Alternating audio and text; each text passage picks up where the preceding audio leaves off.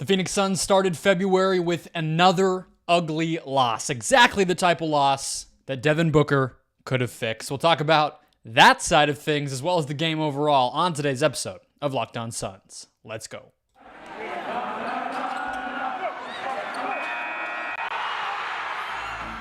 You are Locked On Suns, your daily Phoenix Suns podcast. Part of the Locked On Podcast Network, your team every day.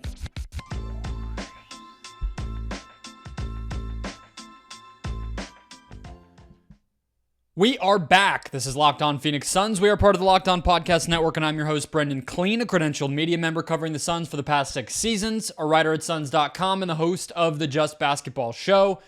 Thank you for making Locked On Suns your first listen here on this Thursday. It is a late night edition of Locked On Suns, 11:45 local time. I just got back from the game.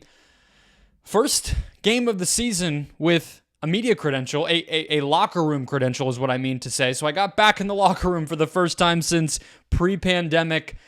We have one more show for you this week, so do not go anywhere. Hit follow, hit subscribe, whatever podcast platform you're finding this show on, including YouTube. If you are on YouTube, hit that bell down below. Get a notification when a new show goes live here on this channel. And drop me a comment with your thoughts on the game. You can also do that and follow along with the show at Locked On PHX Suns on Twitter, where you can give your 7-word or less game takes every single game. We have at Gestopian, Suns didn't play tonight, Brendon, which I appreciate the sentiment on. We have at Josh Ritter 13, 3-point percentage disparity, flush it. And then we had a ton of them today, over 20 responses, so keep those coming. At D Crack Pepper, excited for February 8th. We will touch on some of the news around this team to close the show out. 132-100 was the final score.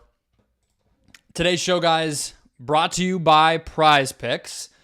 First-time users can receive 100% instant deposit match up to $100 with the promo code LOCKEDON. That's prizepicks.com, promo code LOCKEDON. Again, 132-100, final score. Mikal Bridges with 23, DeAndre Ayton with 20.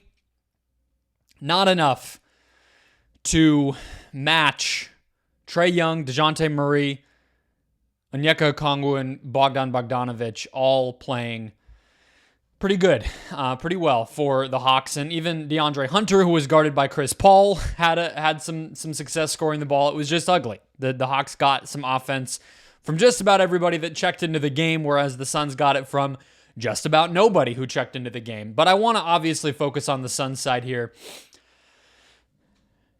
Even if I tell you 23 points, 7 assists for Mikal Bridges, 2 turnovers. Great game, right? I'm not gonna go against that. I'm not gonna argue with you. But all things considered, one, this was a game where I had the caution flag. I had the red flag in my head of Mikal's going to have to guard one or both of Trae and Murray at times in this game. Mostly was Trae, which I expected. And being that the Hawks are a pretty good offensive team and defense tends to be where they struggle, although this year it's been weird, Mikal is going to have to score in order for the Suns to match Atlanta's output.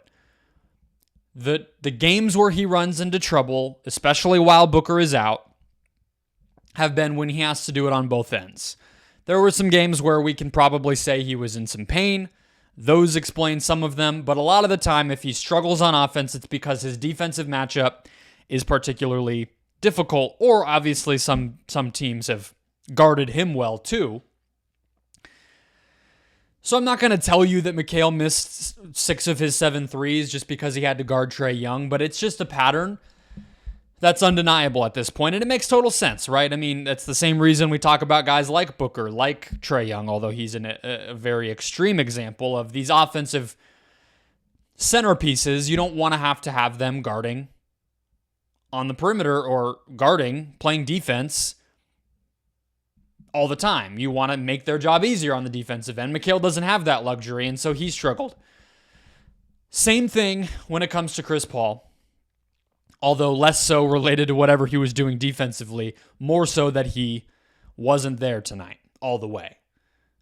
And statistically much worse. Mikal was buoyed by having 10 free throw attempts and making all 10. Chris Paul was 1 of 6 from the field, 3 points. A dud. Just an ugly game. I mean, you can slice it any way you want. There's not really any bow to tie on top of such an awful box score game. DeAndre Ayton was fine. I don't really have any complaints. I think there were some times when the ball could have gotten to him. There were some, whatever. It was not a DA mistake game tonight. 0 turnovers for him, 20 points, 9 rebounds. I'm not even going to focus on him. I don't think there's anything really more he could have done. The bench had 4 points up until about the end of the third quarter. And Cam Johnson, who I'll focus on in a second, was 2 of 7 from the field, 15 minutes. All of this adds up to a game that was prime for, prior to Devin Booker getting hurt, a game that he would have taken over and potentially won the game. I know that sounds crazy in a 32-point loss, but hear me out, because a lot of the other things statistically were not that bad, all right? Rebounding, basically even. The Hawks only had 6 offensive rebounds, so this wasn't a game where, Capella and Okongwu and Jalen Johnson and whoever else, John Collins, hit the offensive glass and changed the game that way. No, pretty even. Free throws. Trae Young can be a trickster with that stuff. He's very clever and decisive and quick with his movements to draw fouls, draw contact, get to the free throw line. That didn't hurt the Suns. He only had 1 free throw attempt in the entire game. The Suns had 31. The Hawks only had 11. Turnovers. Yeah, 16 for the Suns. That's quite a few, but not an insurmountable number. The Hawks had 12. That's basically even too. The Hawks turned those into points a little bit better than the Suns did. I think the Hawks had 17 fast break points. Again, an edge, but not ugly. This is a game where Devin Booker being in the lineup, the Suns would have been even or won this game. And I say that to say something good and to say something bad. It's a reminder that despite the strides that Mikal has made, despite the return to form that we've seen from Chris Paul, and I do think there's a very good chance that this Suns team can return to what they were in the first 6 games of this season before injuries hit, if not be even a little bit better than that from the improvements that other players have been able to make. I still think that. But when you're talking about what they're going to do in the playoffs, this game has to be a wake-up call. And it is a wake-up call for a lot of Suns fans. I just read you the 7 words or less game takes. It's no secret, no surprise that this is yet another tick in the column of James Jones needs to make a trade. Multiple, probably. But unless you're talking about a huge trade, you're talking about a team that's going to rise and fall with Devin Booker, because consistency is the name of the game. And Booker is that for the most part. 85% of the time, he's going to get you the level of production, control, efficiency that you need to win the game. The other guys aren't there either because they're aging out of being consistent or they're not yet to being consistent in the case of Bridges versus Paul. There were a lot of games like this before Booker got hurt where he was it. And some of them they won. I think this could have been a game like that because you look and missing shots, not having direction on offense was the main problem tonight. Booker would have fixed that. Booker would have allowed them to set their defense on the other end more consistently. He would have created better threes, or even just being the one taking the threes would have been better than what the Suns got tonight. He will help. He can even this type of game out, but he still needs more help. And we're seeing that some of these other guys can't be trusted to be that every single night. Cam Johnson, 15 minutes. 10 minutes in the first half.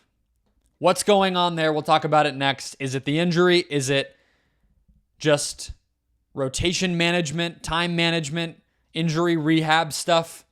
We'll dive into that in just a second. First, today's show, guys, brought to you by the FanDuel Sportsbook, the official sports betting partner of the Locked On Podcast Network, and we're thrilled to announce that because they are America's #1 sportsbook. And if you're new to FanDuel, join the party. They have so many great features that make betting on sports fun and easy. Download the FanDuel app now so you can bet Super Bowl 57 with a no-sweat first bet. You'll get up to $3,000 back in bonus bets if your first bet doesn't win. Again, no sweat, of course. FanDuel lets you bet on everything from the money line to point spreads to who will score a touchdown and the MVP. I have those odds pulled up. Patrick Mahomes, Jalen Hurts, basically even odds, plus 120, plus 125. The interesting one to me is Miles Sanders because we know the Eagles are going to run the ball. You could imagine a game where the Eagles get up early. I mean, either team could get up early. The Eagles have the defense to maintain that lead, I think, more than maybe the Chiefs do. You could imagine a game where Miles Sanders scores multiple touchdowns and gets a few extra yards if the Eagles have a lead and are trying to run clock down. Plus 2,400 odds for him. I really like that.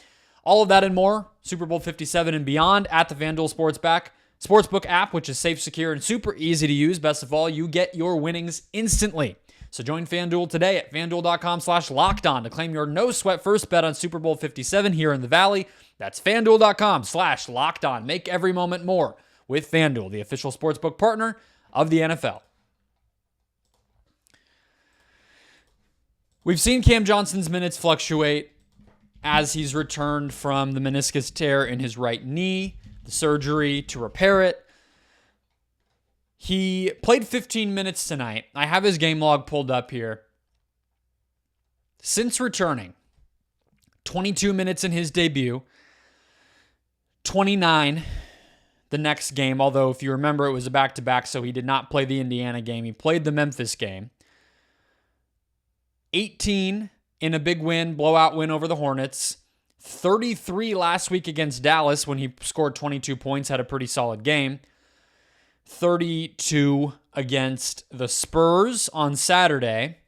26 against Toronto when he was 1 of 9 from the field. And then tonight, 15. Although I'm not going to say 15 is really the number because he didn't play the whole fourth quarter. None of the Suns starters did. And you can imagine he would have played a few more minutes if the game was close. But, I mean, what are you getting to? Probably about the number we saw against Toronto, if not even less than that. He played 10 minutes in the first half, 10, 11 minutes in the first half. And that's when it got my attention because all the way up through about a minute and a half left in the second quarter, Cam was on the bench. Now, we've seen him playing, obviously, if you're only playing 26 minutes like you did against the Raptors, that adds up to 13 per half. So you check in, you start the game, you play 6 minutes, you come in 6 minutes left in the second quarter, and you do the same thing in the second half. Makes total sense. But when it started to pass that point, he was still not in the game.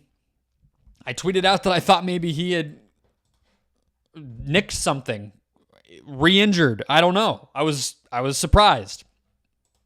Obviously, he did stay in the game, he did eventually check back in, and then he started the second half. But you couple the minutes stuff and the rotation inconsistencies with the fact that he was 2 of 7, so now you're looking at 2 games, 41 minutes, 42 minutes total, where he's a combined 3 of 13 from the field, and 3 of 16 from the field, and 2 of 9 from deep, okay? We talked about it. We asked Monty about it post-game. He said it's just going to be a matter of managing it. That was kind of the phrase that he kept throwing around, and they knew going into the game that this one was going to be a little bit less than the last one, even. And we asked Cam about it after the game. His perspective was a little bit more, let's say, honest, where he said, he said right away, I don't want to excuse that's why I've been missing shots or playing poorly, but he did seem to let on that the pain has maybe been worse this week, which I don't want to overreact to. I think that's reasonable and understandable. It's one thing to do 5-on-5s in practice, to do conditioning work in practice, to get shots up every day, to lift weights, to do leg leg workout, training, whatever. It's a different thing with how aggressive going to the basket he can sometimes be, how much ground he covers running off the ball in transition. That's a big part of what makes him a valuable player. All that stuff on a, every other day basis, basically, since he got back. He's played every other day since he got back. You take the one extra day when he didn't play the Pacers game in that first back-to-back the weekend he returned.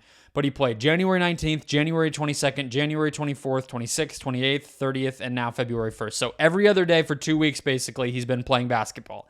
You cannot prepare for that. And so the pain being worse is not a problem to me necessarily, but the fact that it's coinciding not only with worse performance, but also the training staff taking notice and reducing his minutes, I do think starts to, set off some alarms.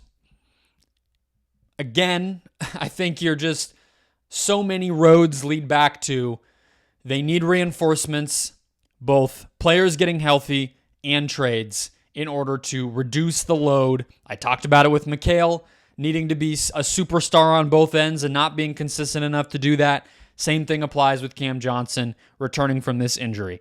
It's not realistic to expect that Cam Johnson is going to be scoring 20 points per game for you, playing 30-plus minutes a night as he returns from a very major injury that forced him to miss 2.5 months. The fact that we were all spoiled watching Cam produce at such a high level right away, the fact that the Suns were spoiled getting those victories as a result of his strong play, is not normal. It's not the expectation. And so tonight was an illustration of a lot of things, some of which I mentioned in that first segment, related to consistency and what they miss when they don't have Booker, and some of these games that statistically should be more close but aren't. And some of them are Cam related. You know what I mean? Some of them are what they're missing is Cam. And so it's a waiting game. It's such a frustrating thing to keep saying over and over this season, but it is what it is. It's the case. We can't evaluate a lot about this team until everybody's playing the role that they were intended to play. That's not happening right now. And when it comes to Cam, it's health and injury related. Other guys, it's other things. With him, it's this major injury that he's still recovering from. Not an emergency yet, not a 5-alarm fire, not anything to panic about, but very much a trend, even if it is just 2 games. 2 bits of news about the Phoenix Suns here on this Wednesday night. Made a decision on the 2-way contract, cutting Duane Washington, signing Saben Lee for the rest of the season, and a little bit of news about when Devin Booker will be back. We'll talk about both of those things next. First, today's show, guys, brought to you by PrizePicks, who came in and solved fantasy sports. And I don't mean solved fantasy sports, daily fantasy sports, by being really good at it, which you might think you are at home. No, I mean that they made daily fantasy fun. They fixed it by giving it an overhaul that it sorely needed. I was against daily fantasy for the longest time, but I love PrizePicks because you're not competing against a pool or a league or some opponent in some faraway country or world or land that you've never heard of and don't know where they are, and they do this for a living, and okay, now I lost. It's none of that. It is you versus the PrizePicks player projections. You just pick 2 to 6 players, and if they will score more or less than their PrizePicks projection, and you can win up to 25 times your money on any entry. That's easy. It's that easy. No competing against other people, just you versus those projections. And it's not just points. It says score more or less. It's not just points.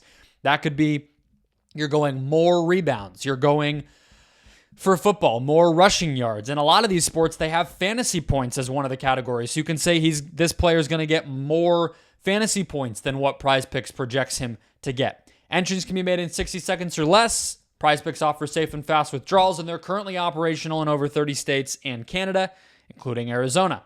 Download the PrizePicks app now or go to prizepicks.com to sign up today and play daily fantasy sports. First-time users can receive a 100% instant deposit match up to $100 with the promo code LOCKEDON. So if you deposit $100, PrizePicks will give you $100 in your pocket. If you deposit 50, PrizePicks will put 50 in your account as well. Don't forget to enter the promo code LOCKEDON at sign up for an instant deposit match up to $100. PrizePicks, daily fantasy made easy.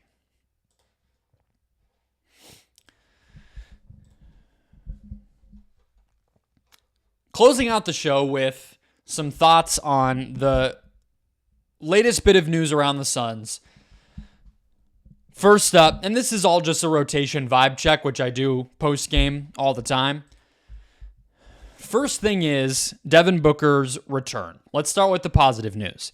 So Adrian Wojnarowski at ESPN has it that Booker could return as soon as Tuesday of next week. Now, that's a little bit of a delay from what we thought, right? John Gambadoro here locally had it that Book could come back this week. I thought he would come back today on Wednesday against the Hawks.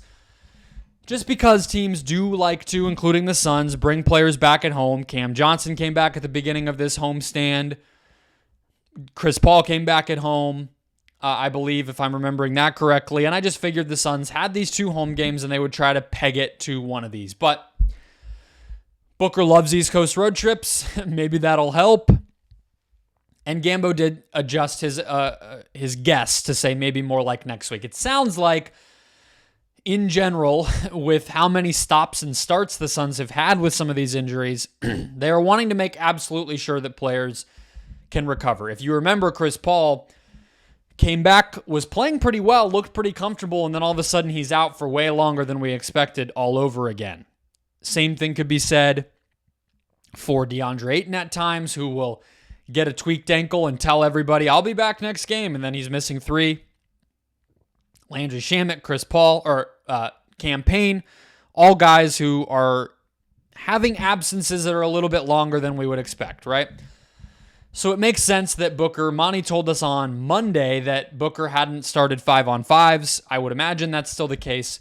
Booker did tweet today, rounding third, which would seem to back up that he's on his way back.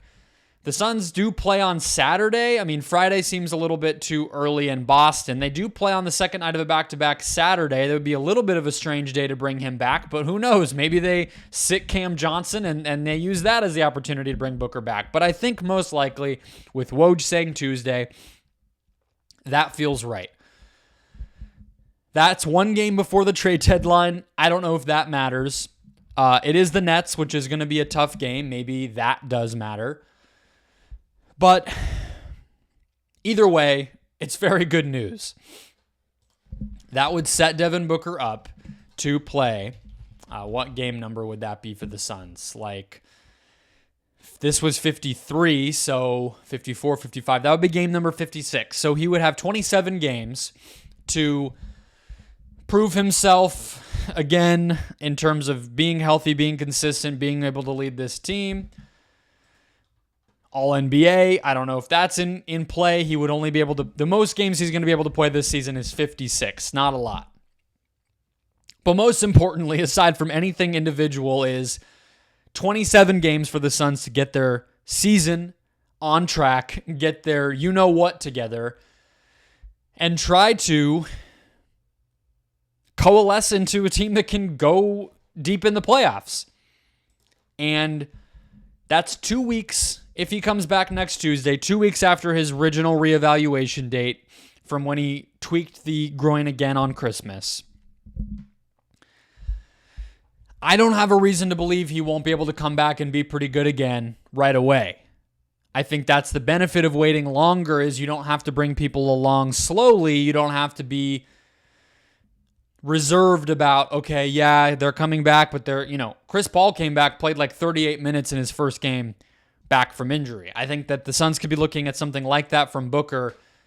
The schedule, I don't want to say is like soft when he comes back, but you have the Brooklyn game, Atlanta, Indiana on the road, then you have 3 at home, Kings, Clippers, Thunder. These are not elite teams, none of them. And so that is important and exciting, I guess, in terms of them being able to stack some wins up. That's where we are with Devin Booker. The other part of the news today from the Suns was Saben Lee getting a new contract. So yesterday, or I think actually The official end of his second 10-day contract was Monday or Tuesday. Today Wednesday, they announce that he's going to be signed to a two-way contract for the rest of the season, and in order to do that, they're cutting Duane Washington Jr. If you listen to this podcast consistently, you had that in your mind already because I had predicted it. I think, to me, if I'm being honest, that says more about how far away Cam Payne is from returning than anything else. Not to say Saben Lee has not earned it. I've also put that out there on the show on Twitter that I think Saben Lee, I probably value what he gives this team more highly than what Duane Washington or Ish Wainwright were doing. And so I'm all in support of continuing to have him around and develop his game and see what he can be. I'm not disrespecting that. I'm also not trying to say that Duane Washington was not giving you what you need, because I think he did provide an element that this team wasn't getting from anybody else. But as we saw over the course of December and January, the ball handling, the ability to just, initiate and set up an offense, make an entry pass, toss the ball where it needs to go, not turn the ball over, just keep things calm, was way more valuable than just about anything, because as good as Duane Washington was as a scorer, he wasn't good enough to be taking shots away consistently from Mikal or DeAndre or anyone else, Damian Lee even, and he was hurting them in those other categories that Saben Lee provides, and so that makes all sense to me. On the campaign side of things, I just feel like this is bad news on that front. He has this foot injury. He's been seen in a walking boot as recently as, last week or the week before. There's really been no progress from him, it seems like, whereas Landry Shamet, we saw him post-game tonight. I saw him. He was not wearing a boot or anything like that. No crutches, nothing crazy, just looks good, and he's been out there after practices getting shots up and all that. Payne, I don't think you could say any of that stuff about. None of that positive stuff is to be said for Cam Payne. It feels like he's a ways away, and they just needed a backup ball handler while Payne remains out. The other part of this is both Wainwright and Washington had 8 games remaining of their two-way. Remember, two-way players can only be active for 50 games because of the Suns' injuries. Those guys have been active a ton, and so Washington only was going to have 8 more games. Now Ish played on Wednesday night, so I think he's down to 7. Shout out to David Nash, the 4-point play on Twitter, for pointing that out. And so that makes sense too, right? Bring in a guy who you reset the 50 for him rather than the 8 you were going to have with Duane Washington, and you're all set. I think it makes sense. I think it's concerning from a campaign front, and I think it very well could affect how the Suns approach the deadline. They didn't want to use up the extra roster spot by signing Wainwright, Washington, or Saben Lee to a real, quote-unquote, real roster spot of a playoff-eligible, non-two-way, actual rostered player. They want to maintain that flexibility for the deadline, clearly. So that tells me, they didn't believe in any of these guys enough to make them the answer. They think the answer could still be out there on the deadline. And I don't think you can rely on Saben Lee, even the rest of the regular season, to be a consistent difference maker, let alone he's on a two-way contract. He's not even eligible for the playoffs. But if you did elevate him up to a normal contract like we saw with Ish Wainwright last year, the idea of Saben Lee being a prominent part of this team, if Cam Payne's not fully healthy or if he still has problems getting right and getting back into form, Saben Lee in a playoff rotation is bad news. So I don't know if there's a good answer on any of this outside of just hoping Cam Payne does eventually come back during this regular season and is ready to go come playoff time, or they find a solution elsewhere. But in the meantime, Lee has earned the chance to keep being in this rotation and doing what he does and helping the team, because he does help the team. That'll wrap us up for today. Thank you for making Locked On Suns your first listen here on this Thursday. Despite the loss, you decided to show up, so I appreciate that. Hit follow, hit subscribe on whatever podcast platform you're finding us on, including YouTube. Aaron Edwards will be here to close out the week. We'll hit trade rumors, a ton of stuff. Be there. We'll see if anything crazy happens. In the meantime, go make Locked On NBA your second listen here on this Thursday. That show's available on all podcast platforms as well. and I will talk to you all tomorrow.